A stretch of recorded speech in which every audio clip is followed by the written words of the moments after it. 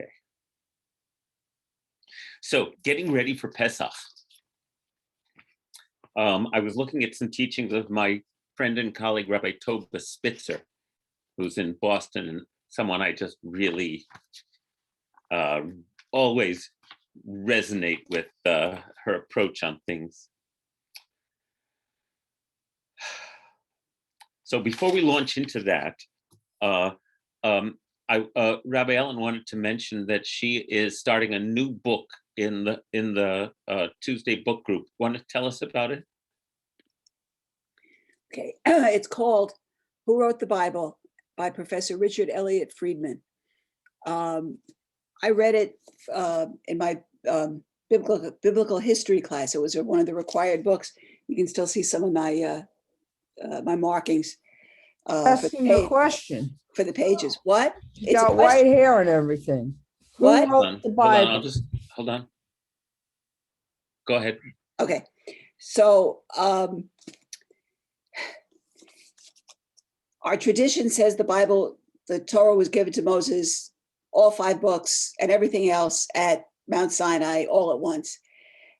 And the later commentators had very good explanations for the discrepancies and the duplications and the contradictions that are in the text. And starting in the 19th century, people started analyzing it and using science, using archaeology and linguistics to figure out, well, yes, our hearts tell us that it was all, we received it at Sinai, and human beings assembled the text.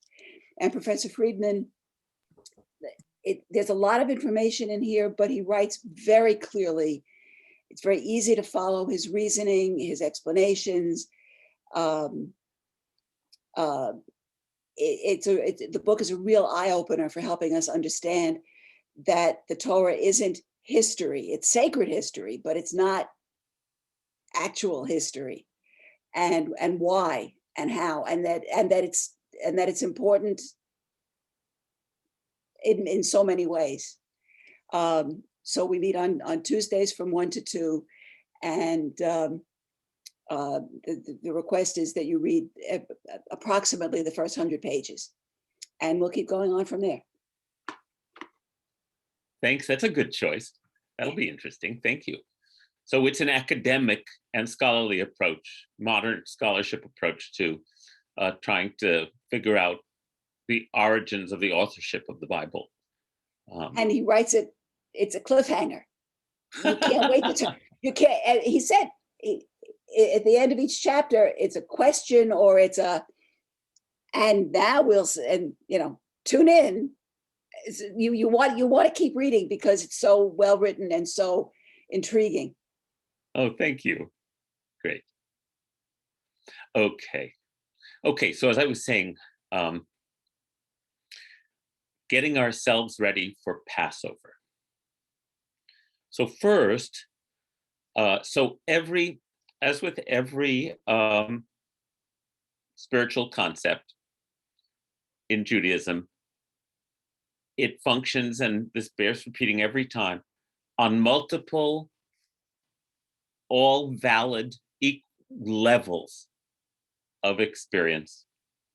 Traditionally, we call it the 4 worlds, meaning that there's a physical, there's an affective, emotional, there's an intellectual, conceptual, and there's a mystical and experiential truth.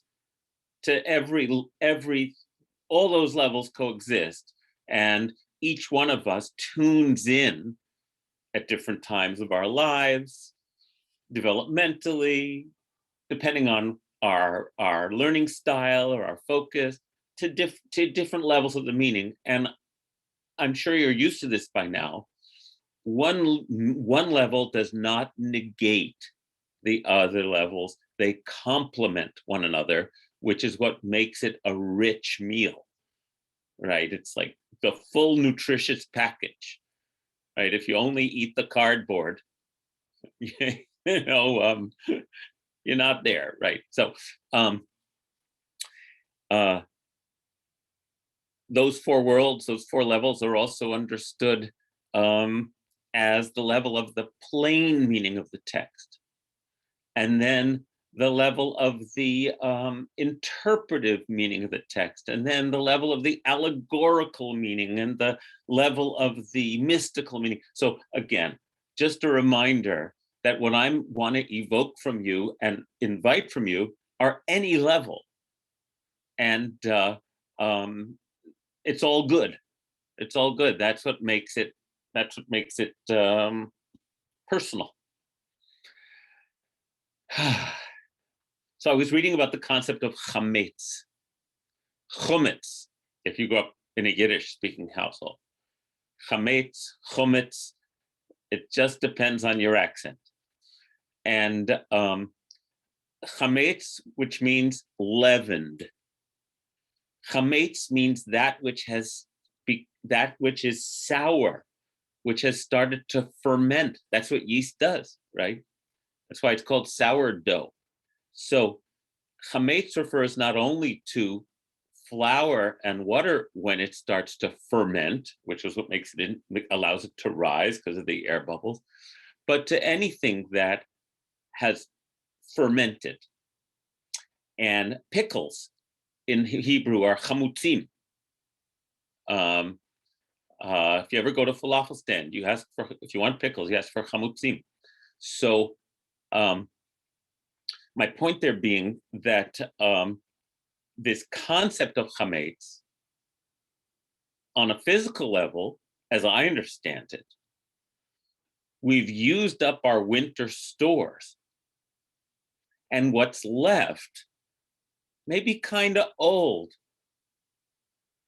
You know, and what happens when it gets old? It starts to get sour, or it starts to turn, or it starts to, and so Passover being the festival of spring, we're out with the old and in with the new grain, and we celebrate it. It's this is Chag HaMatzot, the festival of unleavened bread.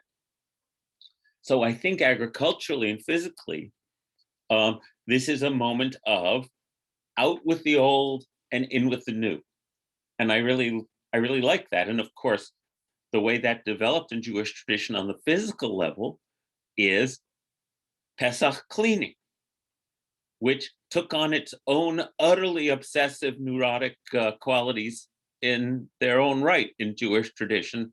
Some of us grew up with it. Some of us still practice it. I'm not being judgmental here. It's like, if you want to get into every cushion and every crack in your sofa and use this opportunity to physically refresh your house, it's time to open the windows. In fact, I'm going to open my window. I forgot.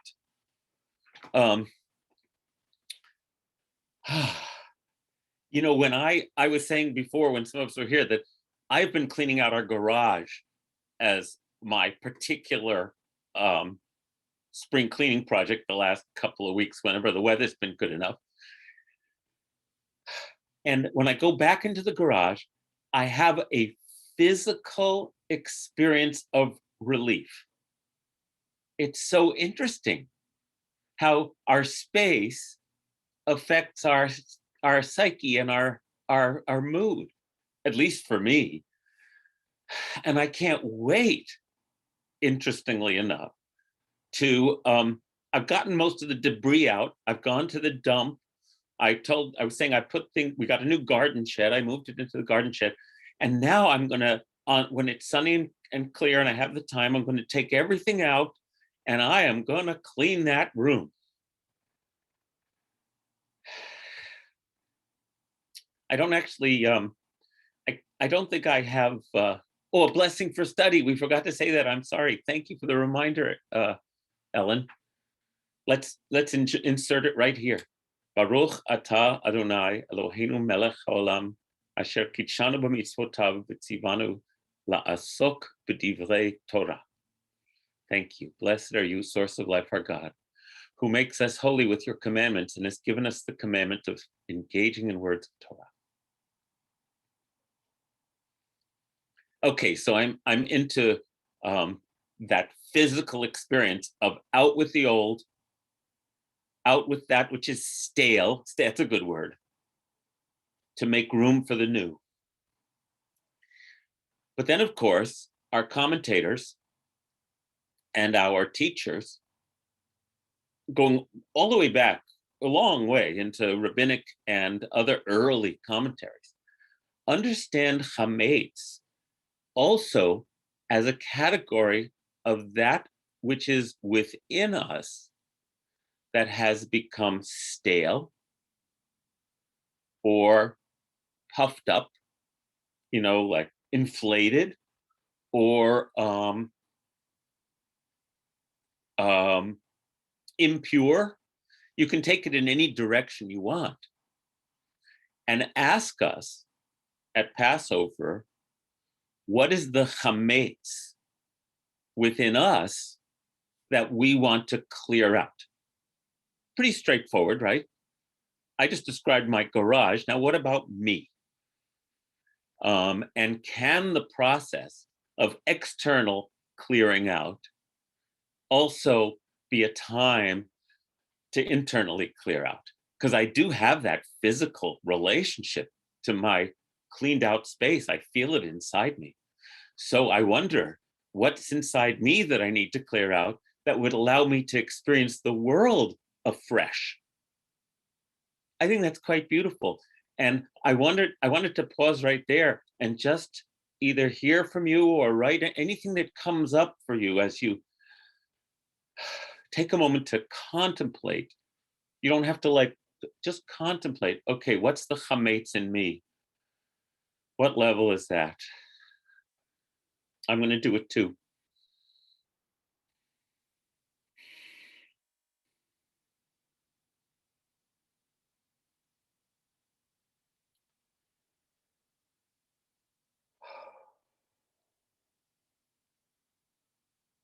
What's clogging my pores? What's stale?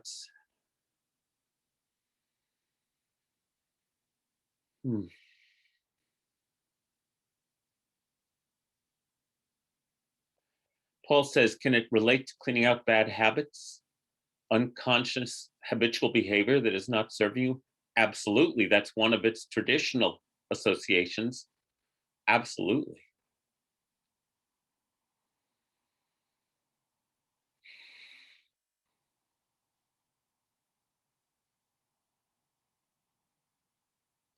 It's habit. It's rote habit. If we're going to welcome the freshness, then there might be some inner cleaning we need to do.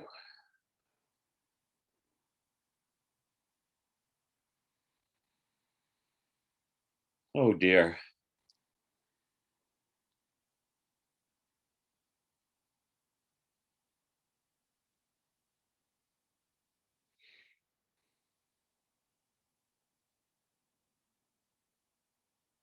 It's beginner's mind. It's rebirth.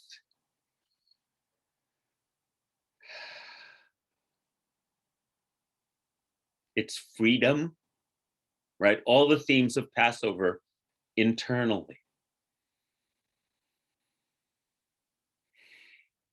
Liberation. Springtime.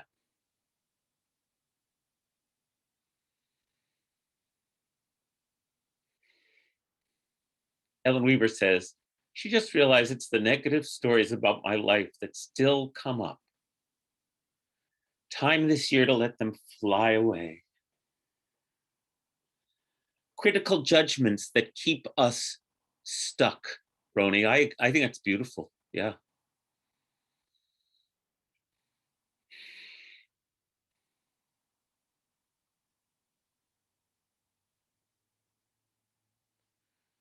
Rabbi Ellen says, I've got to figure out new, better ways of dealing with the problems. The old, stale ways don't work. How can I do it better?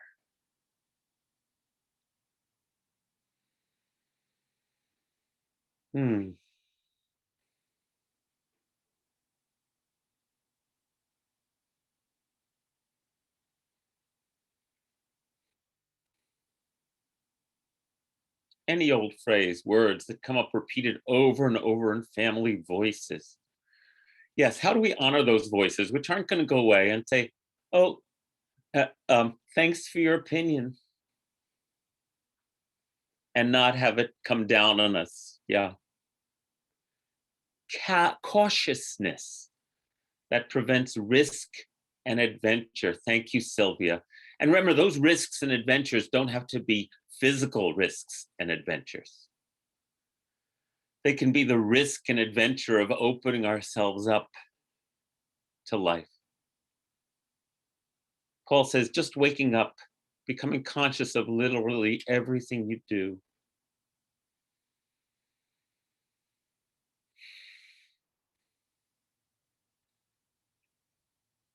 Thanks for these comments, friends. You obviously don't have to share. I want to elicit this in whatever way.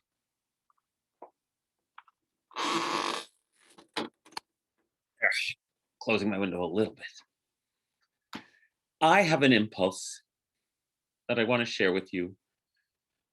Roberta Wall sent to me a video of Rabbi Jamie Kornfeld in Boulder, Colorado. And of course, there was a horrible shooting there.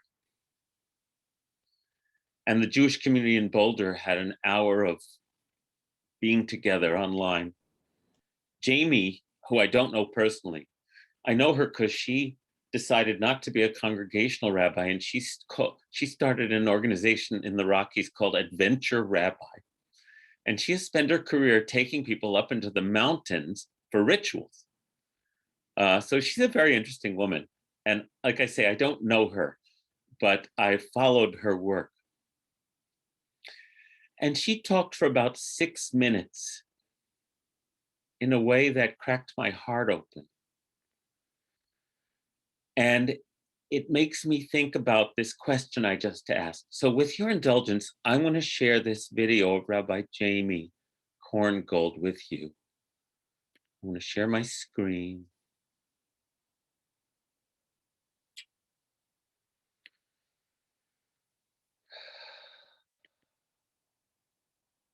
Whoops. I guess I have to reload it. Just a minute, friends. I'll be right back.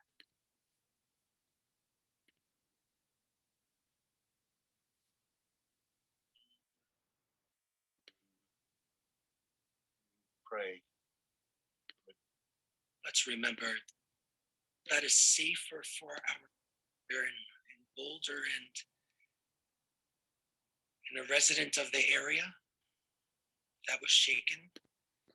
Okay, I think I got it.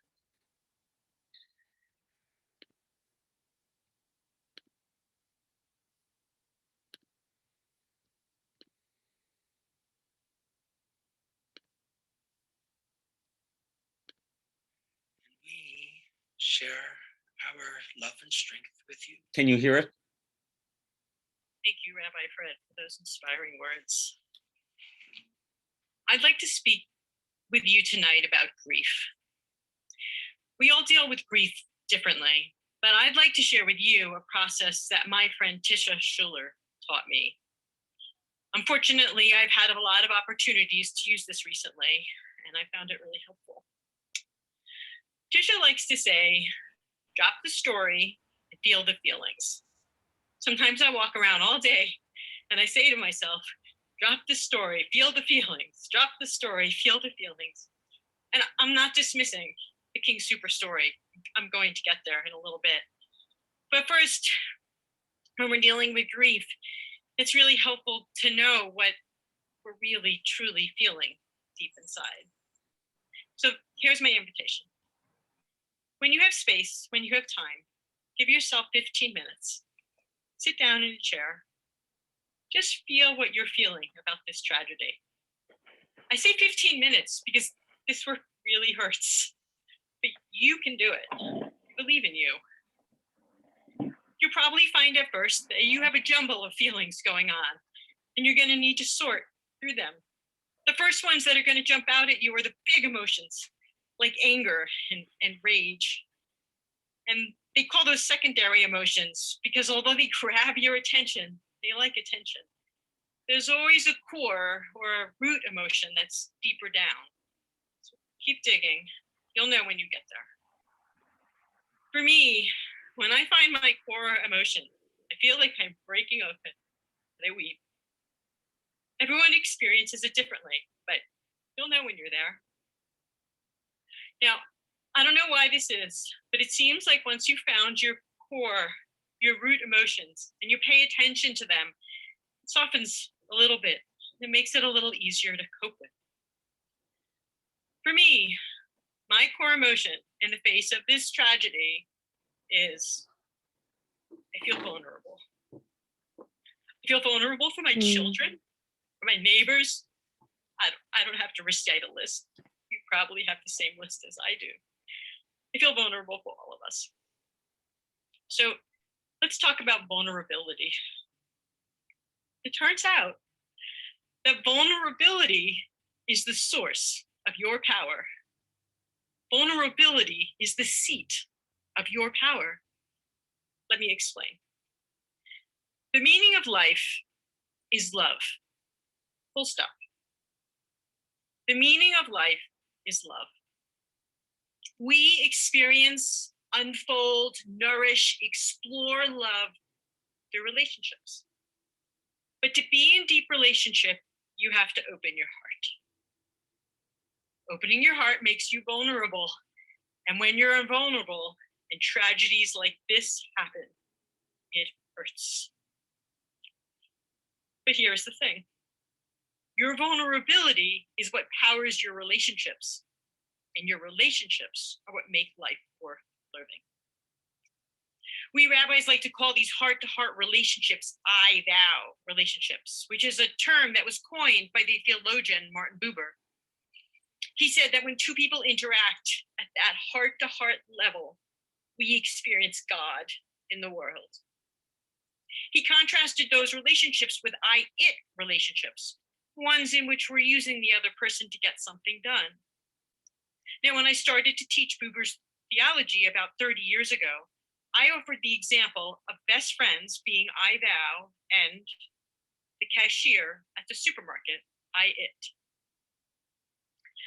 When I moved to Boulder 20 years ago, and I started shopping at the Table Mesa King Soopers, I realized my example was wrong. I have experienced many I-thou relationships at our neighborhood grocery store. And not just the ones you would expect with my neighbors over the apples or in front of the cheese counter, though there have been plenty of those.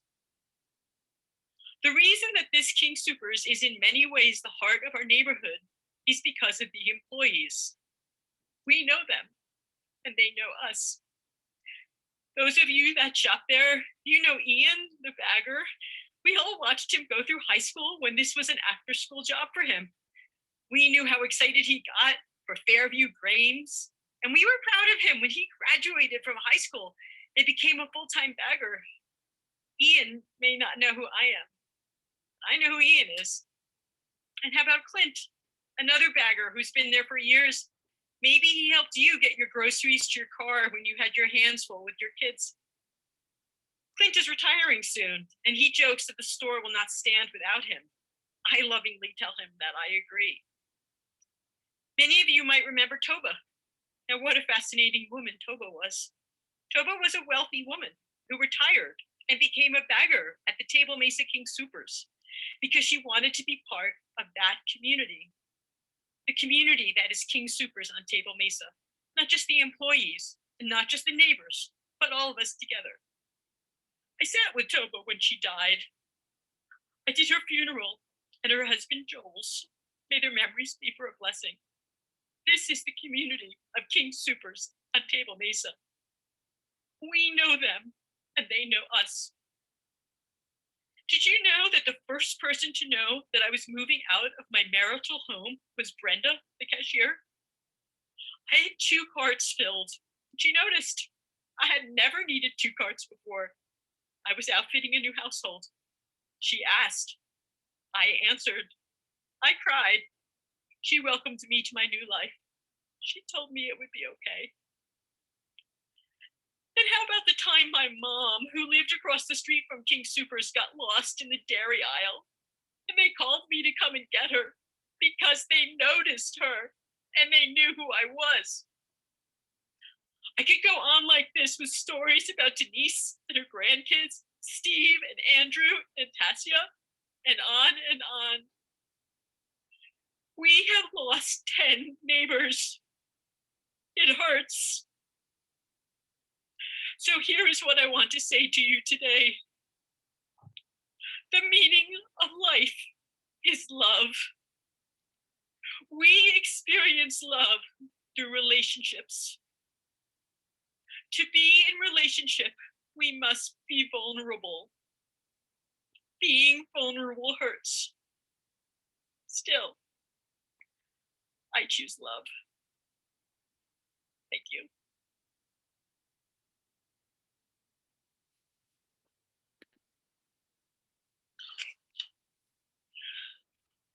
Oh, Rabbi Jamie. Oh, sorry. Thank you for opening our hearts. Thank you for sharing. I forgot to pause it. Those beautiful friends and neighbors with us. At this point, I want to introduce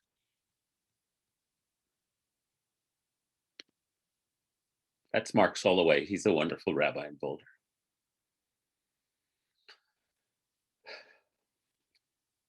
Thanks for letting me share that with you. I felt it spoke to me in terms of my all the layers I've built up against these shootings and against the atrocities in our country right now. And I just really appreciated her teaching deeply. So coming in with the new, getting rid of the old doesn't mean everything is hunky-dory in terms of our feelings. In fact, what may be caked underneath the sort of detritus of the winter of our keeping ourselves closed up are a lot of tears.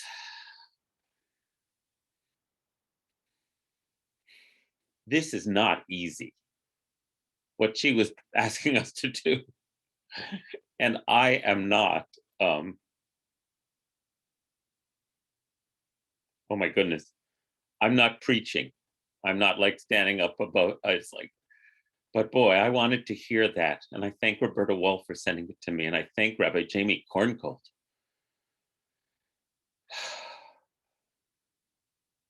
Can I put the link to that in the chat? I think so.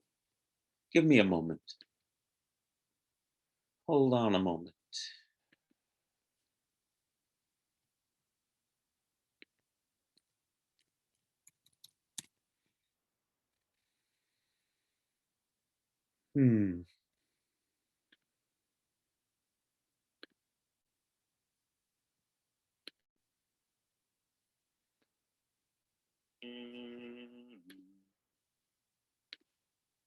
Copy.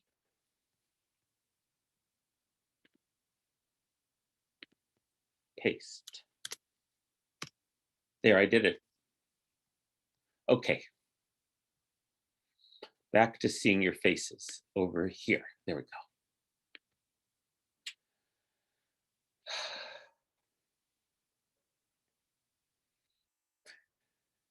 Other levels that Chametz is ascribed to is the puffed up ego.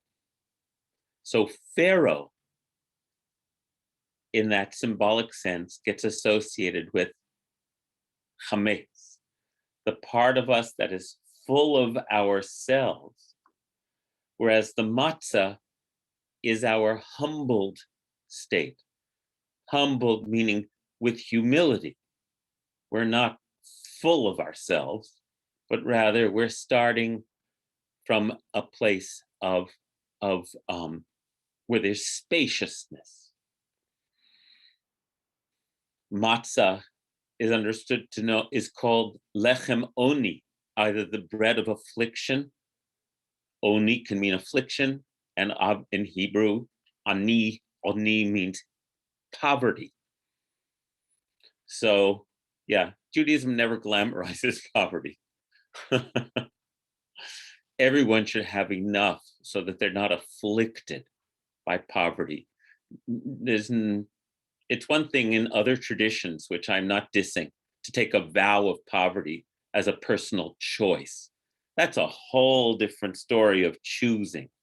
And that's not what I'm talking about. The reason we call it the bread of affliction and the bread of poverty, matzah, is so that we might identify with it.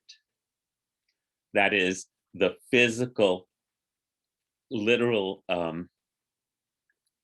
eating, embodying of the condition of someone who didn't choose that condition and who is therefore oppressed by it.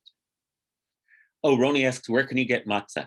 Usually in the supermarkets, but also, Roni, if you don't mind driving to the synagogue, Andrew was kind enough to order a couple of cases, and we're just giving it away. So if you need matzah today and tomorrow between 11 a.m. and 4 p.m., it's out in front of the synagogue, okay? And of course, just about every supermarket has it unless they've sold out. So in this sense, flatbread, the matzah, is for us both to identify with the oppressed rather than be so preoccupied with our own egos that, as Rabbi Jamie was saying, we relate to the world as it rather than as you. We relate to these concepts as out there rather than in relation to us. It's a beautiful thing.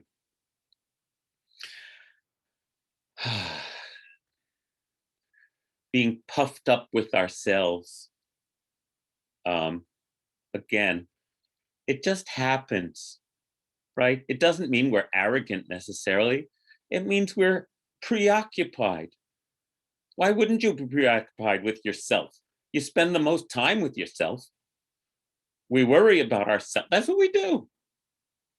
So, without judgment, out with the old preoccupations, and for a moment, shake ourselves awake. That's why springtime's the perfect time for Pesach, isn't it? My friend in Israel just sent me a photograph of near her house in Jerusalem. Everything's green right now. It's just, thank God the world beckons to us to come out of our houses and to step into the world, and it's a good thing. Chametz is also identified by the rabbis. I mean, this is old. This goes way back. This is Talmudic, as our Yetzer Hara, our self, our instincts of self-preservation, our instincts that put our instinctual selves that want to make sure we have what we need. And that for real liberation, we have to transcend those instinctual impulses so that we can look out at the world beyond our own needs. All of those metaphors are applied to the idea of chametz, so that when we eat the matzah, we're identifying with this newness, this reopening, this empathetic identification with the world. And not only that, as you may know, the tradition is you search through your house in a ritual called the Bdikat Chametz, checking your house for chametz. So the tradition is, as many of you may know, that after you've done all the cleaning, you then have a ritual. And the ritual is very old. When my kids were small, we did it as a game. where we would hide 10 pieces of bread around the house. And the tradition is you're supposed to take a candle, a feather, and a spoon. And this, of course, all predates flashlights and Swiffers. So the feather was for literally for getting the crumbs out in the last check, and the candle was for looking, and the spoon, I guess it was like a dustpan. I think that's what they meant. I don't think they meant a teaspoon. And then when you've collected it, you take it outside and you recite a formula. You recite a prayer. Hold on, I gotta put my hands on it. And then you burn it. So I'm just exploring today, thinking about, right, in our house, putting it all in the freezer, says Paul. Yes, and we just put it away. Well, what we do at our house is anything that's been opened, that's chametz, we take it out to our deck, which overlooks, the deck is up high because our house is on a hill, and we give it to the birds and we throw it away. That's what we like to do. But burning it is a powerful image. You release it, you just, and the formula is,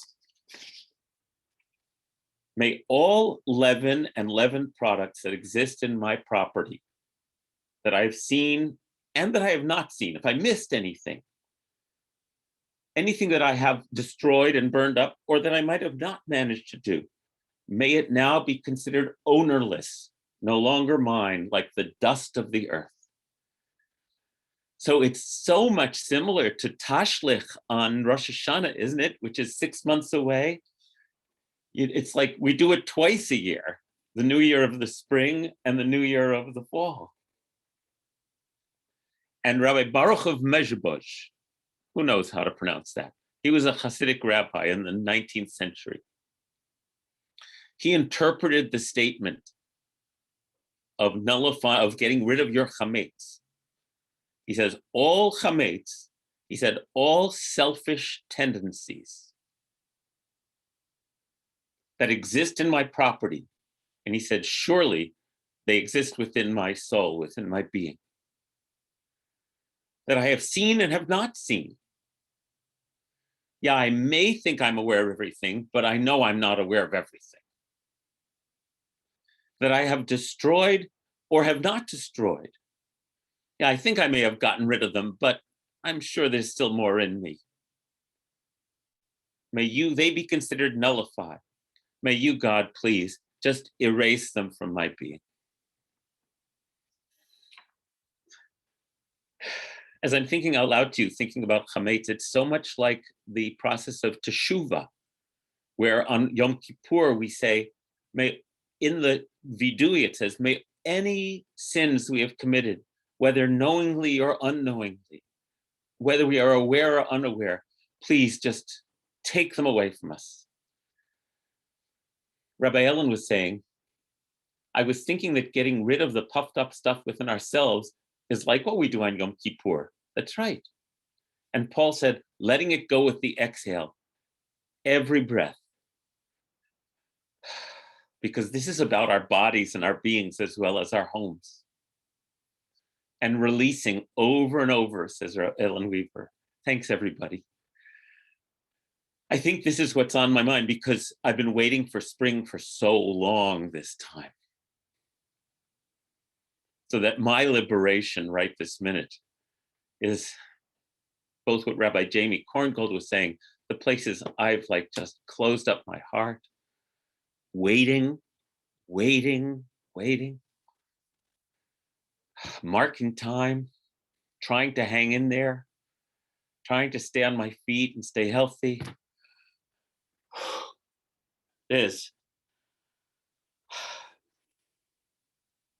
Thank you for this spring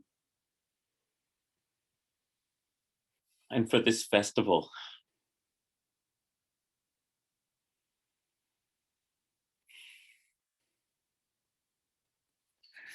And from that place, we can begin to contemplate Oh, here's another nice teaching from Rabbi Toba Spitzer. Quoting, who was she quoting here? Another, she did this beautiful thing. She collected all these teachings. This is from a woman named Gail Dorff. She said, consider the difference between matzah and chametz. Gail Dorff says, they have the same letters almost. Matzah, chametz, one is mem, tzadi, hey, and the other is chet, mem, tzadi. So they're almost the same word. They're almost the same letters. The only difference is a hey, letter hey, and the letter chet. And why don't I share a document with you so I can, for people who don't know Hebrew well, I just realized I can do this. Just a moment.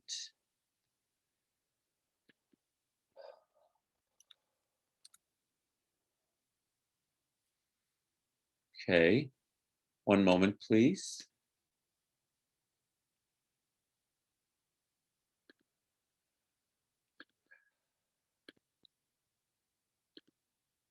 Okay, I'll share my screen. And I hope you can see it all right. Now, with my magic pencil, I can do the letter chet, and I can do the letter hey. And she says the only difference between a chet and a hey is that a hey has an opening where you can breathe in and breathe out. I mean, the ch is a guttural letter, and the hey is a total breath. So I love that. So I just wanted to share that with you. So the difference between chametz is that it got stopped up. And matzah, again, it releases all that has become sour, all that has become inflated, all that has become stale. Rabbi Ellen says, I was thinking that, oh no, I read that already. Oh, fabulous drawing of the Hebrew letters. Thank you, Roni. Let me go back to that document a little for a second. I want to show you something else.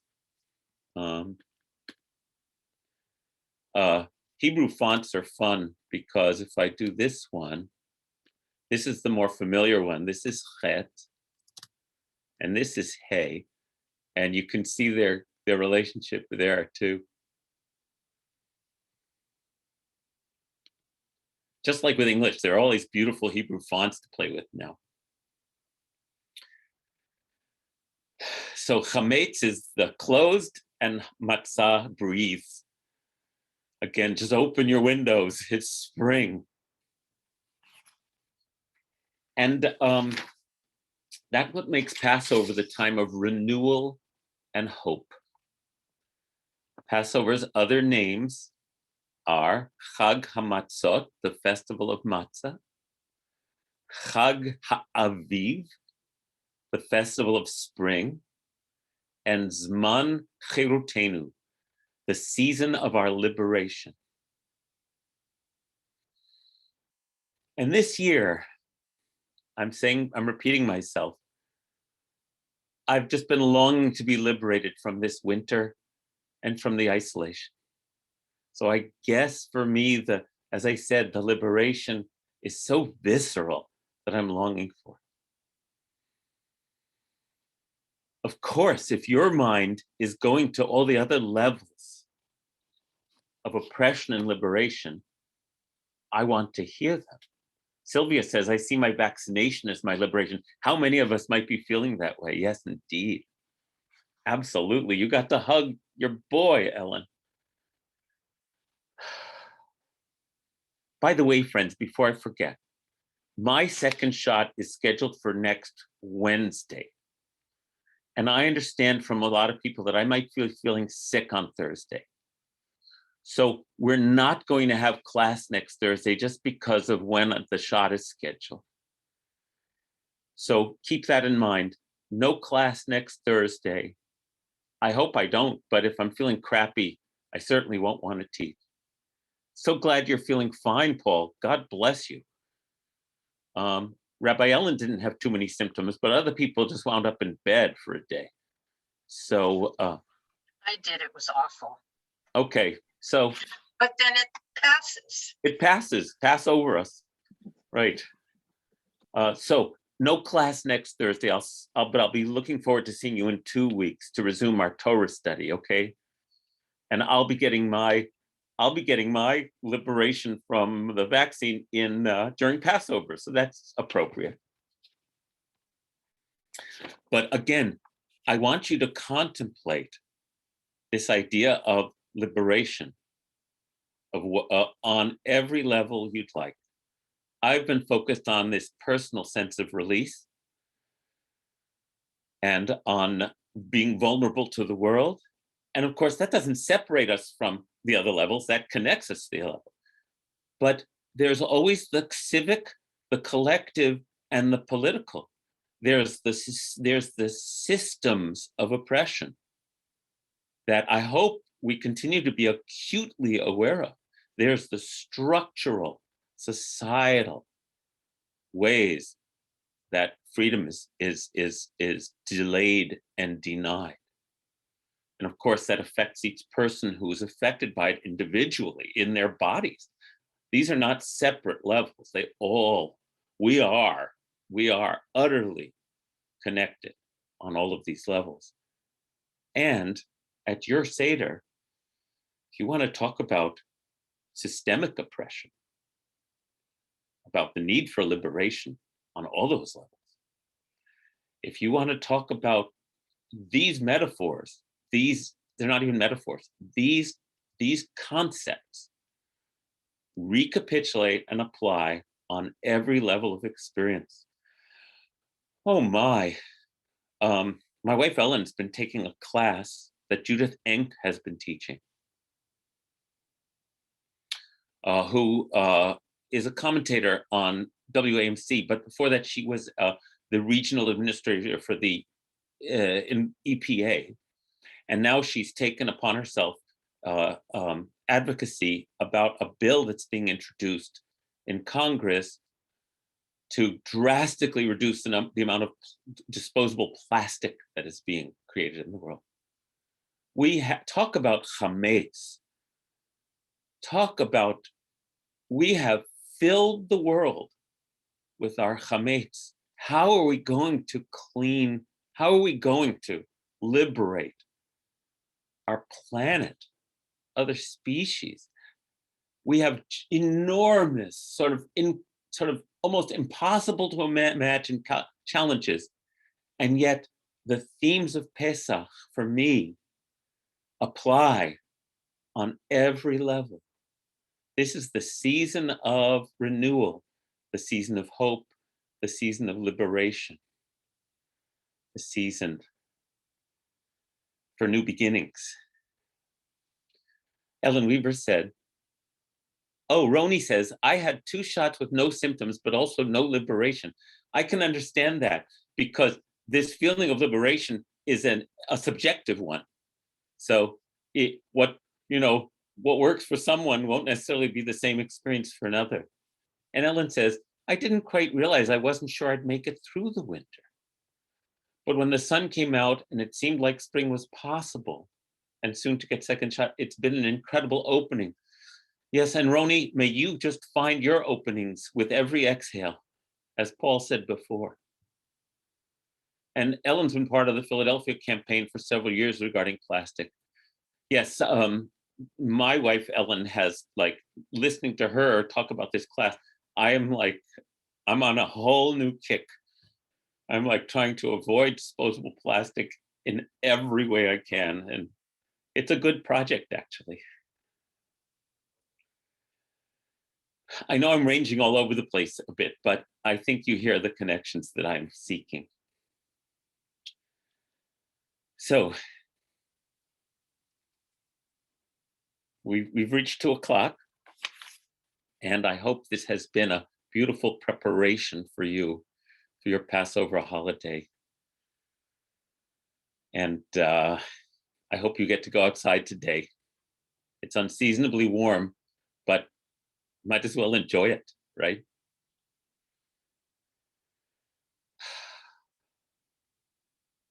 Thanks so much for letting me share and for joining me today. Let's stick around for a few minutes to fulfill our custom of allowing people to pray for healing and also to recite a Kaddish. And if you need to go, that's fine. But if you can stay and be part of the community for this prayer, that's well too. And I'll wish you all a delicious Pesach. So if there are any